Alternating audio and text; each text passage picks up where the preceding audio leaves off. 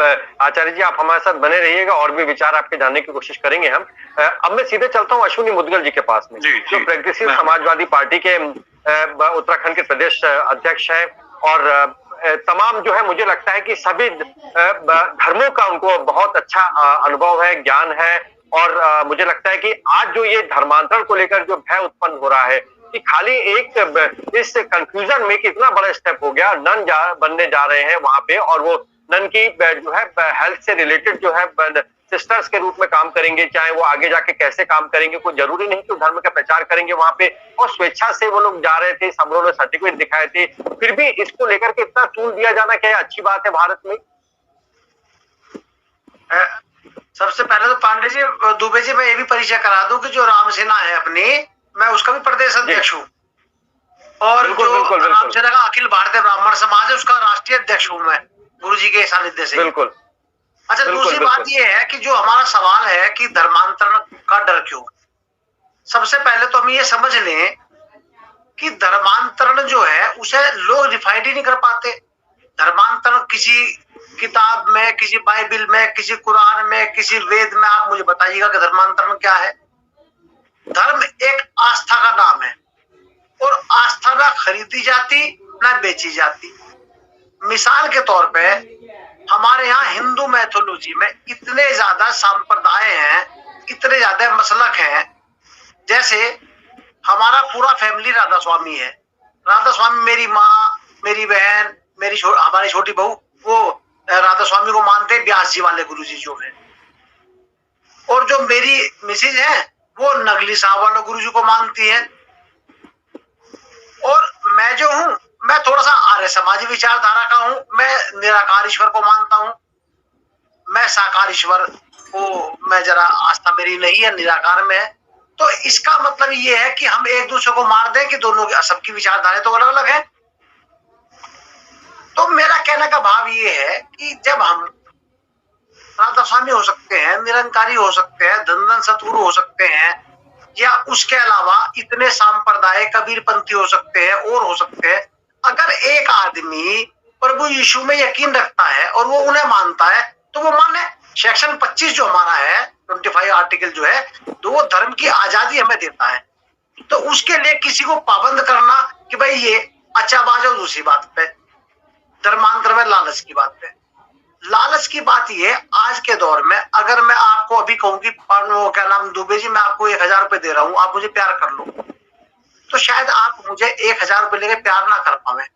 प्यार कोई खरीदारी या बेचने की चीज नहीं। हाँ, आपने किसी पादरी ने आपको कहा कि आपकी बेटी को कैंसर है, मैं दुआ करता हूँ वो ठीक हो जाए, और उसका कैंसर ठीक हो गया।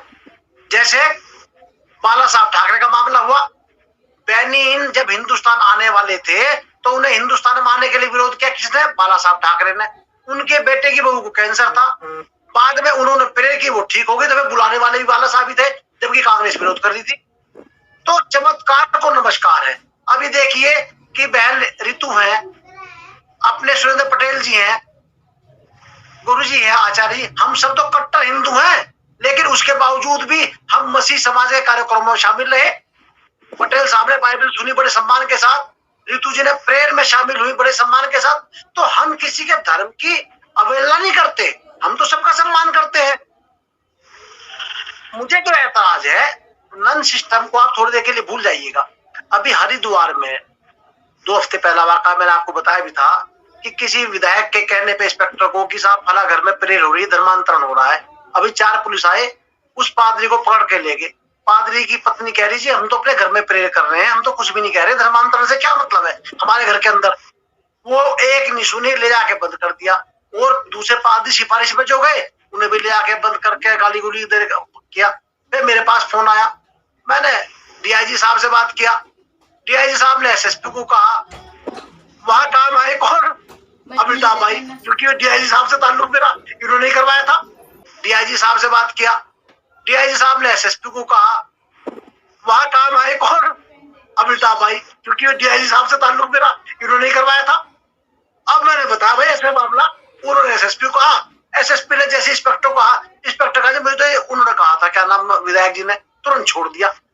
मेरा कहने का भाव ये है, ये जो वाकया हुआ है, आप एबीवीपी या कह रहे हैं मैं इसमें ना तो पुलिस की गलती मानता ना एबीपी की, मैं इसमें सीधी गलती मानता हूं शासन की।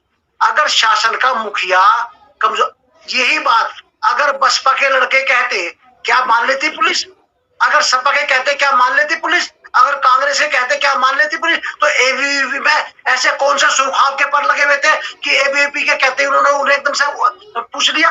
पूछने के बाद भी हमारी बहन बेटी ट्रेन में सफर कर सकती है तो पुलिस होती कौन है चेक करने वाली? जब उनके रिजर्वेशन है, उन्होंने रिजर्वेशन करवा रखे, अपनी आईडी भी दी होगी, उसके बाद रिजर्वेशन हुआ, चलो अगर तुम्हें शक है कि आतंकवादी है क्या है, ताकि उनका फोन से बात कर लीजिएगा। आप बाकायदा उन्हें थाने में ले जाकर परेशान करें, क्या मैसेज देना चाहते हैं आप? इसका मतलब ये तो वो मामला हुआ ना, जैसे पहले जैसे कोई मुसलमान बेचारा मीट ला रहा हो और खुंदक तो है दूसरे पड़ोसी को, ऐसे उन्होंने करे गाय का मीट ले जा रहा, बच्चा उसे मारना शुरू कर दे, मॉब लिंचिंग वही मार दिया मौके पे। ऐसे बहुत किस्से हुए।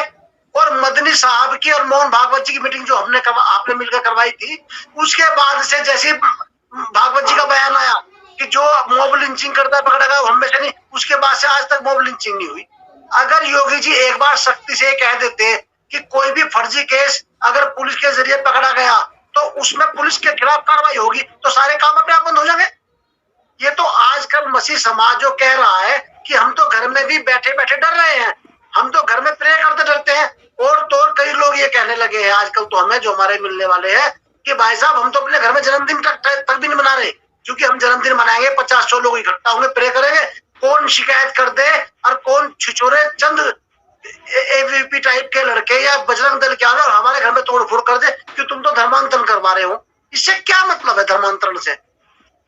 आप ये कह रहे हैं कि आप होते कौन है धर्मांतरण चेक करें, आप धर्म गुरु हैं या आप कोई वो है? अब दूसरे वो जो इंस्पेक्टर कह रहा है कि उसने पुलिस ने उतारा कैसे? जब उनका रिजर्वेशन था ट्रेन में और वो ट्रेन में पहले से बैठे हुए थे, तो उतारने का मतलब ही नहीं बैठता। आज हमारी बहू बेटियां, मेरी बिटिया पढ़ती है बाहर बॉम्बे में, अगर कोई आदमी मेरी बिटिया को रास्ते में ट्रेन से उतार ले, हम कच्चा खा जाएंगे उसे कि तूने उतारा कैसे मेरी बेटी को।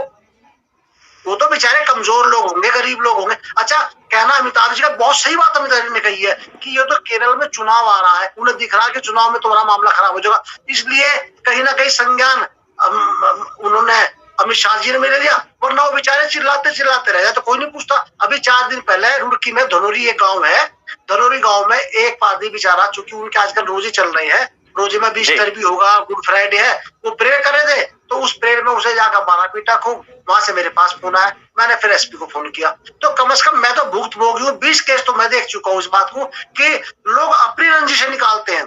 अब हो सकता है वो लड़की से बात करना चाह रहे हो, लड़की बात ना करिए, उन्होंने कहा हम तुम्हें सुबह सिखाओगे, हम तुम्हें करेंगे, यही तो बात हुई। अरे भाई नहीं, लड़की बात करती है, आप क्यों बात करें लड़की से? वो तो नहीं चाहती बात करना आपसे, हमारी बहन बेटी भी हो सकती है ना।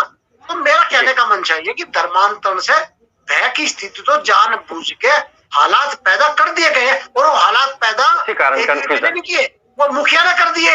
अगर आज योगी जी इतने सही होते और योगी जी सख्ती से कदम उठाते तो ये नौबत आती कहाँ? ट्रेन में एक दरोगा, एक इंस्पेक्टर की औकात है कि वो किसी की कहते किसी को उतार ले। अभी मैं लखनऊ जा रहा हूँ और रास्ते में कोई शिकायत कर दे कि साहब ये तो आतंकवादी है, और चाहे पुलिस वाले उतार के मुझे वो कर ले, और क्या अगली ट्रेन से जाना, क्या पता कितना जरूरी काम हो मेरा, कितनी जरूरी मीटिंग हो मेरी। अगर आपको कंफर्म करना, मेरी आईडी देख लीजिएगा, मेरे बाप को फोन कर लीजिएगा, मेरे घर फोन कर लीजिएगा, मुझे ट्रेन से उतार के थाने में बैठाने का क्या मतलब है? और चलिए बात पैसे आने की, पैसे जो कहते हैं कि बाहर से पैसे आते हैं, बाहर से उनके अपने संस्थान है, अपने इंस्टीट्यूट है, वो तो वो जाने।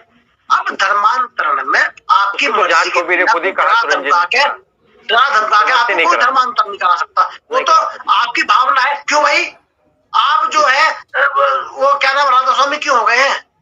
क्यों सरदारों को पूछ रहे आप अपने कृष्ण जी को क्यों नहीं पूछ रहे?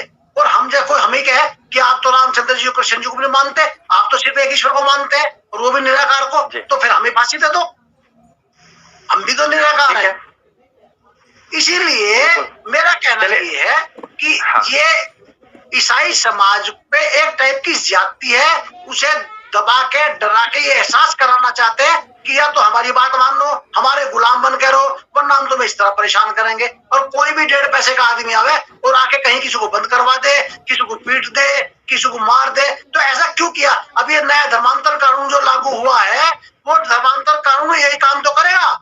जैसे 498 सीए का केस जो लगा था उसके बाद कोई भी फर्जी कह देते जी ने दहेज मांगा। इसी तरह आज धर्मांतरण का एक कानून जब से लागू हुआ परसों यूपी में लागू हो गया ना धर्मांतरण, तो उसके बाद से क्या क्या जुर्म होंगे अब ईश्वर जाने। इसके लिए तो हमें खड़ा होना ही पड़ेगा दुबे जी। ठीक है, और हम खड़े होंगे चूंकि हम इंसाफ के साथ हैं। हम ठीक है, आप हमारे साथ बने रहिए। बिल्कुल मुद्गल जी, आप बने रहिए। मैं चूंकि ब्राह्मण है, कट्टर सनातनी है, लेकिन किसी हमारे साथी के साथ जुल्म हो, चाहे वो ईसाई हो चाहे मुसलमान हो, वो हमें बर्दाश्त नहीं है। हम हक के साथ खड़े हैं। ठीक है।